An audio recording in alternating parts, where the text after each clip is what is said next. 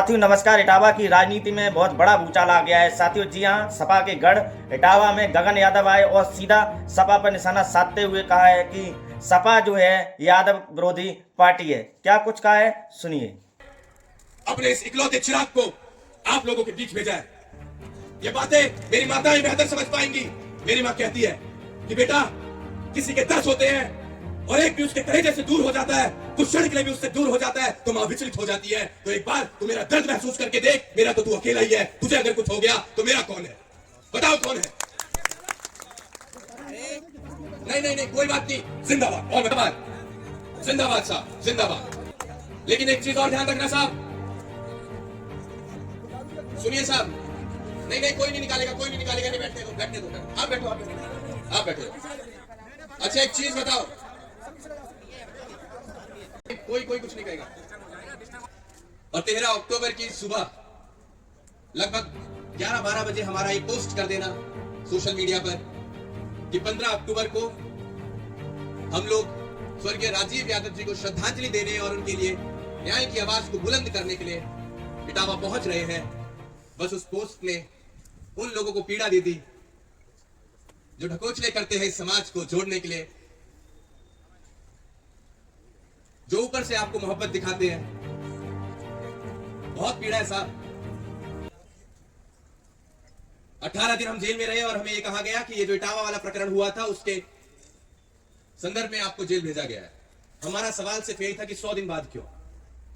अगर जेल भेजना था, हमने तमाम नेशनल मीडिया चैनल्स को यह कहा था कि जब भी प्रशासन को लगे कि गगन यादव की जरूरत है, आप एक बार आदेश कर देना, आप अपना ईंधन मत फूकना। सरकार का पैसा बहुत कीमती है और आप लोगों की मेहनत की कमाई का पैसा है, आप ईंधन मत फूकना, हम खुद आप लोगों के बीच आ जाएंगे। लेकिन भैया एक पहलू वाला सर बोल दे, कौन सा पहलू सबसे पहले बोल दे। एक सेकंड साहब, हमारी अगर तबीयत भी खराब है तो हम इसलिए नहीं आए हैं कि हम यहाँ से आके वीडियो बनवा के चले जाएंगे। हम आपकी पीड़ा समझते हैं इसलिए आए हैं यहाँ पर।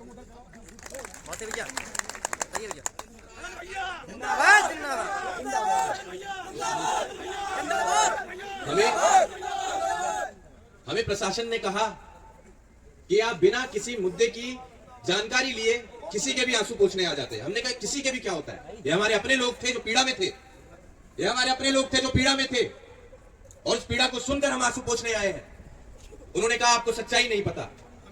आपको इटावा में जो कांड हुआ था, हमने ये सोचा कि चलो छोड़ देते हैं, लेकिन जब आप यहां पर आने लगे दोबारा तो हमें ऐसा लगा कि आप प्रशासन को चैलेंज दे रहे। साहब मैं एक चीज आपको बता देता हूं, वो चैलेंज प्रशासन को नहीं था, वो कहीं हमारे लोग बैठे हुए थे जिन्हें ये मंजूर नहीं था कि गगन यादव हमारे बीच आए, हमारे जिले में आए और यहां आकर हमारे लोगों की लड़ाइयां लड़ने का काम करे, उनके आंसू पोंछने का काम करे। ये उन लोगों की पीड़ा थी जिसकी वजह से 18 दिन आपका ये बेटा, आपका ये भाई सेंट्रल जेल में रहा। जिंदाबाद।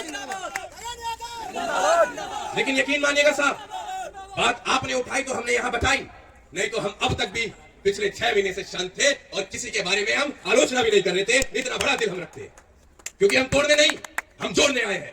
हमारे भाव को हर कोई नहीं समझ पाएगा। हमें बताया गया वहां कि किसके इशारे पर आपको जेल करवाई गई, लेकिन फिर भी हम शांत रहे, हम नहीं बोले, क्योंकि हम अगर बोलते तो हमारे लोग ये सोचते कि गगन यादव समाज को तोड़ने आया है, तो हम शांत रहे।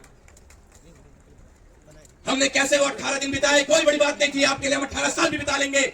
बस हमारी दाढ़ी के बाल अगर सफेद हो जाए तो एक नजर आप हमारे उन बूढ़े माँ बाप की तरफ डाल देना जिसने अपना इकलौता चिराग, जिसका कोई दूसरा बेटा भी नहीं है, उस फौजी ने, मेरे बाप ने सरहद पर खड़े होकर इस देश के लिए लड़ाई लड़ी और उसी ने अपना बेटा आप लोगों की लड़ाई लड़ने के लिए समाज में छोड़ रखा है। तो एक बार उस तरफ भी नजर डाल लेना साहब, जिस माँ ने,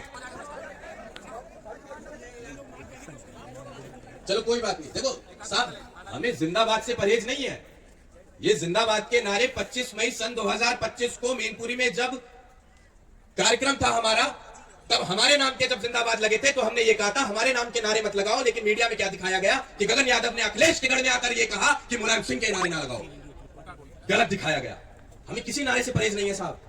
हम फिर से कहते थे हम तोड़ने नहीं आए, हम जोड़ने आए हैं, लेकिन गलत दिखाया गया, गलत बताया गया। तो बातें तो बहुत कुछ है।